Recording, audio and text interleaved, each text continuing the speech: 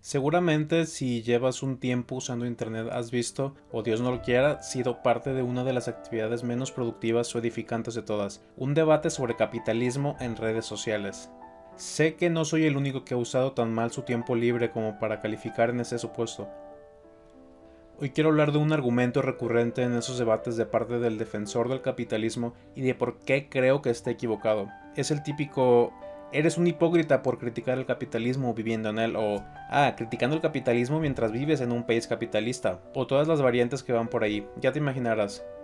Antes de empezar tengo que aclarar que soy consciente de que puedo caer en un strawman al no dirigirme a nadie en específico, pero también creo que intento de buena gana responder a los supuestos más comunes en los que estas personas recaen, y también que no creo que ellos tengan la mejor de las intenciones cuando se embargan en esa discusión y usan este argumento en particular por motivos que explicaré al final. Entonces empecemos con mi primer punto. Que hay una respuesta muy obvia que podríamos dar ante comentarios de este estilo, y es que el capitalismo no es un conjunto de convicciones filosóficas del que uno pueda liberarse dejando de adherirse a sus principios, es más bien un modo de producción con sus rasgos particulares, como la distinción de las clases poseedoras y las desposeídas, así como la necesidad de las segundas de trabajar para las primeras, y que además fue impuesto como el modo dominante en el mundo de manera unilateral, usando desde luego métodos violentos, y que requiere de la misma violencia para mantenerse. Diría que estamos en un malentendido, pero no creo que este asunto en específico sea propenso a entenderse de manera tan dispar, aunque se en desacuerdo con las proposiciones más, digamos, fuertes sobre la manera en que el capitalismo se mantiene. Lo que yo supongo es que algunos ven en el capitalismo la materialización de la filosofía liberal, y por lo tanto equiparan la supuesta libertad con la que podemos suscribirnos a ella con la incidencia de nuestra voluntad a la hora de vivir en el capitalismo, algo que obviamente no funciona así. A diferencia de tus preferencias personales o tus inclinaciones hacia ciertas maneras de ver el mundo, en este caso esa filosofía liberal con la que simbólicamente lo conectan, el capitalismo y todos los sistemas económicos en la historia para el caso, es una realidad inmutable. No te consultan cuando naces para ver si lo apruebas o no. Es irrelevante si tu participación es voluntaria o forzada. Necesitas consumir para vivir y necesitas vender tu fuerza de trabajo para consumir, por ende haciendo tu participación en él igual de necesaria. No es una cuestión de hipocresía en la que nuestras propias convicciones tengan algún valor, sino una de realidades materiales e ineludibles. ¿Que no te gusta el capitalismo? Lástima, nunca te preguntamos. Y puedo ver el punto que intentan hacer, pero solo idealizan el capitalismo como una serie de conceptos a los que podemos simplemente decirles que no, o hacerles frente mediante prácticas igualmente idealistas, negando los efectos tangibles que tiene en nuestras vidas. No basta con rechazar sus supuestos teóricos, ni con dejar de hacer las cosas que los liberales o proponentes del capitalismo consideran pertinentes a ese sistema. El capitalismo sigue existiendo y sigue afectándonos. Y sé que hay quien ve en el comercio una actividad exclusivamente capitalista, pero no requiere de gran desgaste mental llegar a la conclusión de que en realidad todos los sistemas económicos de la historia han tenido alguna forma de comercio en alguna etapa de su desarrollo. Entonces cuando hablan de hipocresía quizás se refieran a comerciar con capitalistas, pero es difícil no hacerlo cuando los mercados a tu alrededor son controlados por capitalistas, ya que por la propia naturaleza del sistema son los que más preparados están para lidiar con la competencia, por cualquier medio posible. Y por ahí va mi segundo punto. Si has escuchado este argumento, probablemente también te sea familiar el consejo de dejar de apoyar el capitalismo participando en él lo menos posible, comprando en sociedades cooperativas o evitando el consumismo, etc. Esa clase de elecciones puramente personales, ya sabes a qué me refiero. El argumento de la acción individual, de los popotes y las tortugas que tanto abunda en el liberalismo.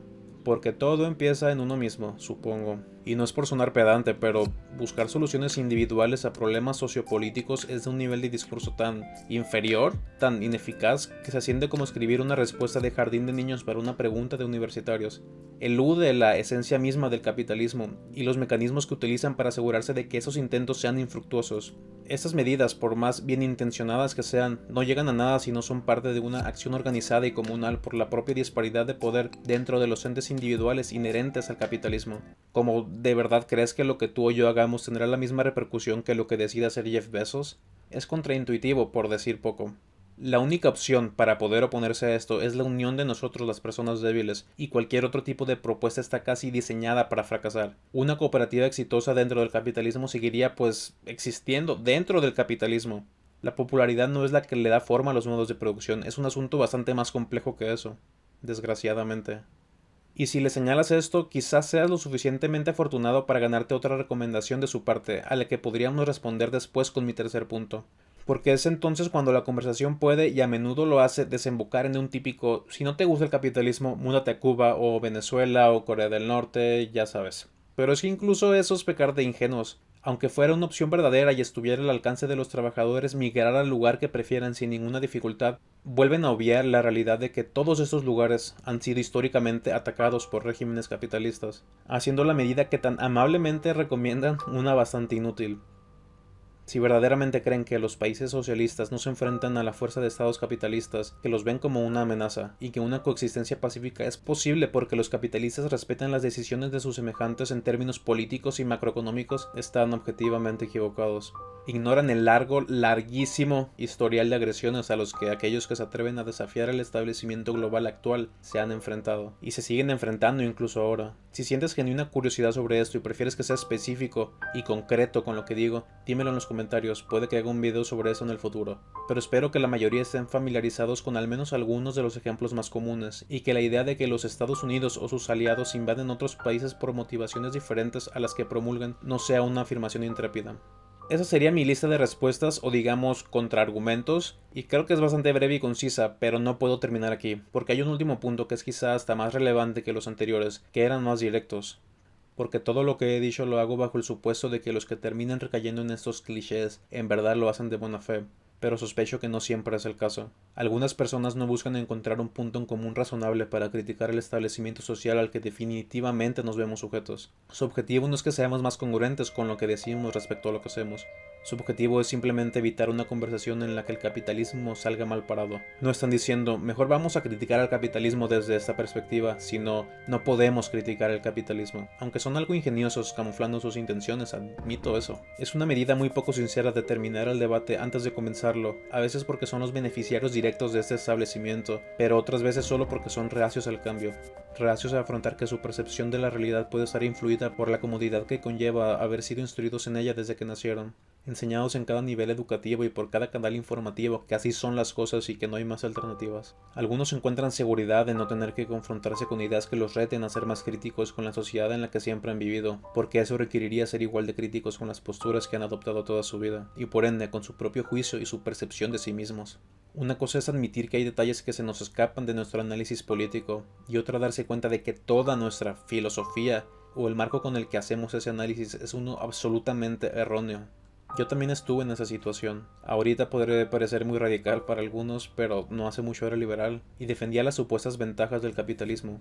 Enfrentarme a la evidencia que retaba mis creencias de esta manera y después llegar a la realización del grado absoluto de ignorancia en el que estaba sumido fue extremadamente difícil. Puedo entender por qué es atrayente, pero eso no quita que esté mal y que sea un ejercicio inútil en donde lo único que tenemos para ganar es una satisfacción vacía al reafirmar lo que ya creemos y sentirnos inteligentes sin serlo de verdad. No fue agradable enterarme de lo tonto que fui, pero sí fue necesario. Es el único camino que puede traer verdadero crecimiento y liberación. Y reformulo, es por eso que este cliché no funciona como argumento, ni siquiera como uno viciado e inepto. Es más bien la antítesis de uno. No pretende iniciar un intercambio intelectual de razonamientos, pretende acabar prematuramente con uno. Evita que entremos en contacto con ideas que nos son ajenas, predisponiéndonos a rechazarlas. Hago este video para los que sí están dispuestos a ver las obvias fallas de un sistema que no funciona para la mayoría, y los que aún pueden por sí mismos pensar fuera de la caja. No digo que yo tenga razón, digo que debemos dejar nuestra mente abierta a la posibilidad de que lo que estamos haciendo con nuestro mundo no sea la mejor opción que tenemos, que rechacemos las medidas que buscan limitar nuestra capacidad de ser críticos, y que desechemos los dogmas que nos impiden ser honestos con nosotros mismos, aunque nos haga ver lo equivocados que estamos. Gracias por ver. Quería iniciar esta serie de videos sobre argumentos recurrentes en contra del socialismo, aunque en este video, como puedes ver, no se trata como tal de un argumento bien construido. Creí que era el punto de partida ideal por lo recurrente de la proposición y porque dejo mis inclinaciones políticas lo suficientemente vagas como para introducirlo más neutralmente posible, lo que siendo será un proyecto a largo plazo. Eso es todo, ahora sí, adiós.